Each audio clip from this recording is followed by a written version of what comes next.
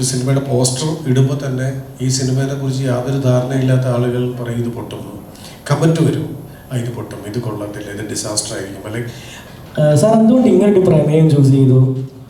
ഇപ്പം ഒരുപാട് ആളുകൾ ഇങ്ങനെ പറയാൻ മടിക്കുന്നൊരു പ്രമേയമാണിത്. അപ്പോൾ എന്തുകൊണ്ട് ഈ ഒരു പ്രമേയം ചൂസ് ചെയ്തു? ഒരുപാട് ആളുകൾ പറയാനൊക്കെ മടിക്കുന്ന ഒരു കാര്യമാണിത്. അപ്പോൾ എന്തുകൊണ്ട് ഈ ഒരു പ്രമേയം ചൂസ് ചെയ്തു?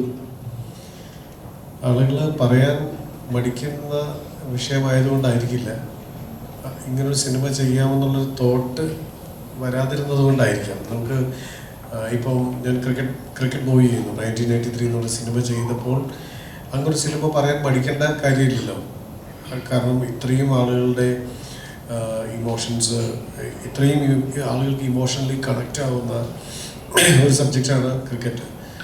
അപ്പം ഞാൻ 2013 സിനിമ ഷൂട്ട് ചെയ്യുന്നത്. നമുക്ക് വേൾഡ് കപ്പ് കിട്ടുന്നത് 1983. അപ്പോൾ അത്രയും വർഷങ്ങൾ ഈ ഇമോഷനിലൂടെ കടന്നു പോയിട്ടുള്ള എത്രയോ മനുഷ്യരുണ്ട്. ഞാൻ ആ സിനിമ ചെയ്ത് കഴിഞ്ഞപ്പോൾ ആളുകൾ പറഞ്ഞു, അതായത് എനിക്ക് എൻ്റെ കഥയാണ്, അല്ലെങ്കിൽ ഞാൻ പറയാനിരുന്ന കഥയാണ്, എനിക്കിത് ചെയ്യേണ്ടിയിരുന്ന സിനിമയാണ്. നിങ്ങളുടെ സിനിമ കണ്ടു കഴിഞ്ഞാൽ എന്നോട് വിപിൻ ജയ ഹേ ചെയ്ത വിപിൻ പറഞ്ഞു, ചേട്ടാ ഞാൻ ഈ പടം കണ്ട് കരഞ്ഞു പോയി, കാരണം ഞാൻ പറയാനിരുന്ന സിനിമയായിരുന്നു എന്ന് പറഞ്ഞു. അപ്പോൾ അത് പറയാൻ താല്പര്യമില്ലാത്തൊരു കഥയായതുകൊണ്ടല്ലോ, അപ്പോൾ അങ്ങനെ തോട്ട് വന്നില്ലായിരിക്കും ആളുകൾക്ക്. സ്പാ ബേസ് ചെയ്തൊരു സിനിമ ഒരു പക്ഷേ ചെയ്യാൻ ആരെങ്കിലും ഒക്കെ പ്ലാൻ ചെയ്തിരുന്നിരിക്കാം, അല്ലെങ്കിൽ ചിലപ്പോൾ അങ്ങനെ ചെയ്യുമായിരുന്നിരിക്കാം. അങ്ങനൊരു തോട്ട് വന്നില്ല, അതുകൊണ്ടായിരിക്കും അത് ചെയ്യാതിരുന്നത്. അത് പറയാതിരിക്കേണ്ട ഒരു കാര്യമില്ല, അല്ലെങ്കിൽ അത് ബേസ് ചെയ്തൊരു കഥ കിട്ടിയിട്ടുണ്ടാവില്ലായിരിക്കും, അങ്ങനൊരു തോട്ട് വന്നിട്ടുണ്ടാവില്ലായിരിക്കും. അതുകൊണ്ടായിരിക്കും ഇൻ്റർനാഷണലിലേക്ക് സ്പാ ബേസ് ചെയ്തിട്ടുള്ള സിനിമകൾ വന്നിട്ടുണ്ട്, ഹിന്ദിയിലും വന്നിട്ടുണ്ട്. പക്ഷെ വേറെ തരത്തിലും അതൊരു ഡാർക്ക് സൈഡായിരുന്നു. ഒരു പെൺകുട്ടി അവളുടെ ഒരു സ്പാ തെറാപ്പിസ്റ്റായിട്ട് ജോലി ചെയ്യുന്ന ഒരു പെൺകുട്ടി അവളുടെ ഫാദറിനെ അന്വേഷിച്ച് നടക്കുന്ന ഒരു കഥ, അനുരാഗ് കശ്യപിൻ്റെ ഒരു സിനിമ വന്നിട്ടുണ്ട്. അത് കുറച്ചുകൂടെ ഒരു ഇമോഷണൽ കൈൻഡ് ഓഫ് കുറച്ചൊരു അക്കാഡമിക് സ്വഭാവമുള്ള ഒരു സിനിമയാണ്. ഞാൻ പക്ഷേ ഈ സിനിമയെ കുറച്ചൊരു ഫൺ, ഒരു ആളുകൾക്ക് തിയേറ്ററിൽ ഒരുമിച്ചിരുന്നിരിക്കുമ്പോൾ ഒരു തിയേറ്റർ എക്സ്പീരിയൻസ് കിട്ടാൻ വേണ്ടി ആളുകൾ ഒരുമിച്ച് ചിരിക്കാൻ വേണ്ടി, ഒരുമിച്ച് ചിലപ്പോൾ ചിരിക്കുമായിരിക്കാം, ചിലപ്പോൾ ആളുകൾ ഒരുമിച്ച് തലയിൽ കൈവയ്ക്കുമായിരിക്കാം. അപ്പോൾ പലതരത്തിലുള്ള ഇമോഷൻസ്, ഇതൊരു ഭയങ്കര സാഡായിട്ടുള്ള ഇമോഷൻ, അത്തരത്തിലുള്ള സീക്വൻസുകളില്ല. പക്ഷേ ആളുകൾക്ക് ചിരിക്കുകയോ അമ്പരക്കുകയോ അല്ലെങ്കിൽ തലയിൽ കൈവയ്ക്കുകയോ ഒക്കെ ചെയ്യുന്ന തരത്തിലുള്ള സീക്വൻസുകളുള്ളൊരു സിനിമയാണ്.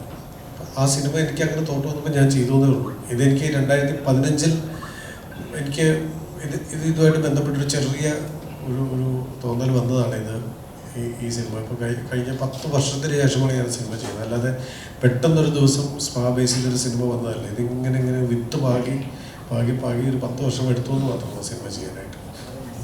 ഇപ്പം ഈ ഒരു പേര് വെച്ചായാലും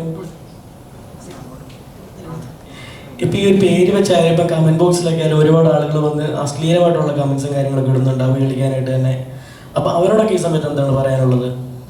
അല്ല, നമ്മളൊരു കമൻറ്റുകൾ ഇപ്പം നമ്മളൊരു പോസ്റ്റ് ഇടുന്നു. ആ ഒരു സിനിമയുടെ പോസ്റ്റർ ഇടുമ്പോൾ തന്നെ ഈ സിനിമയെ കുറിച്ച് യാതൊരു ധാരണയില്ലാത്ത ആളുകൾ പറയും ഇത് പൊട്ടുന്നു, കമൻറ്റ് വരും, ഇത് പൊട്ടും, ഇത് കൊള്ളത്തില്ല, ഇത് ഡിസാസ്റ്റർ ആയിരിക്കും. അല്ലെങ്കിൽ അങ്ങനെ ഒരു പാട്ട് ഇറക്കിയാൽ, അല്ലെങ്കിൽ ട്രെയിലർ ഇറക്കിയാൽ അത് കാണുന്നതിന് മുൻപ് തന്നെ ജഡ്ജ് ചെയ്തിട്ട് പറയുന്ന ആളുകളോട് അവർ ചിലപ്പോൾ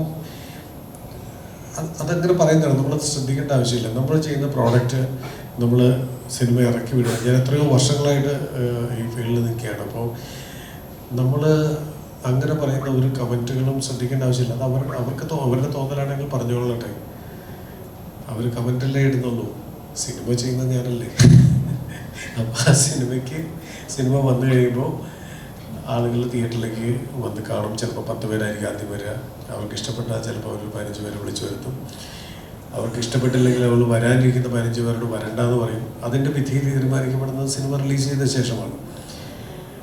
സിനിമ റിലീസേ ആവാതെ കമൻറ്റ് പറയുന്നവരോട് നമുക്കൊന്നും അങ്ങനെ ജഡ്ജ് ചെയ്യുന്നവരോട് നമ്മൾ ഫൈറ്റ് ചെയ്യേണ്ട ആവശ്യമില്ല. അവരോട് നമ്മൾ യുദ്ധം പ്രഖ്യാപിക്കേണ്ട ആവശ്യമില്ല. അവരവരുടെ ജോലി ചെയ്തുകൊള്ളട്ടെ. നമ്മളുടെ ജോലി സിനിമ ചെയ്യുകയാണെങ്കിൽ നിങ്ങളുടെ ആർട്ട് ചെയ്തുകൊണ്ടേ ഇരിക്കുക എന്നുള്ളതേ ഉള്ളൂ. സാറേ, സ്പാ എന്ന സിനിമ ചർച്ച ചെയ്യുന്നത് ശരിക്കും പറയാം അവിടെ ഒരു ബിസിനസ് വശമാണോ, അതായത് സ്പാ എന്ന ഒരു മേഖലയുടെ ബിസിനസ് വശത്തെ കുറിച്ചാണോ, അതോ അവിടെ എത്തുന്നവരുടെ മാനസിക കാര്യങ്ങളെ കുറിച്ചാണോ ചർച്ച ചെയ്യുന്നത്? സ്പാ എന്ന് പറയുന്ന സിനിമ അത് ചില മൊമെൻറ്റ്സ് ആണ്. അതായത് മനുഷ്യർ തമ്മിലുള്ള ഇൻറ്ററാക്ഷൻസ് ആണ്. കഥാപാത്രങ്ങൾ മനുഷ്യർ തമ്മിലുള്ള ഇൻറ്ററാക്ഷനാണ് അതിനകത്ത് പറയുന്നത്. കുറച്ചുകൂടെ ഡയലോഗ് ഓറിയൻറ്റഡ് ആണ്. പലതരം മനുഷ്യർ തമ്മിലുള്ള ഡിഫറെൻറ്റ് കൈൻഡ് ഓഫ് ഇൻട്രാക്ഷൻസ് ആണ് ആ സിനിമ പറയുന്നത്. ഇതൊരു ഇറോട്ടിക് സിനിമയല്ല. ഇതൊരു ഒരു മനുഷ്യൻ മറ്റൊരു മനുഷ്യനെ കാണുന്നു. ഇതൊരു എറോട്ടിക് സിനിമയല്ല. ഇതൊരു എന്താ പറയുന്ന അങ്ങനെ പറയാം. മനുഷ്യർ തമ്മിൽ കാണുന്നതിനെ കുറിച്ചുള്ള അവർ തമ്മിലുള്ള സംഭാഷണങ്ങളാവാം, അവർ തമ്മിലുള്ള കണ്ടുമുട്ടലാവാം, എൻകൗണ്ടർ ആവാം. രണ്ട് മനുഷ്യന്മാർ തമ്മിൽ, പരിചയമില്ലാത്ത മനുഷ്യന്മാർ തമ്മിൽ കാണുമ്പോൾ ഒരു എൻകൗണ്ടർ ഉണ്ടാകുന്നു. അതൊക്കെയാണ് സിനിമ പറയുന്നത്.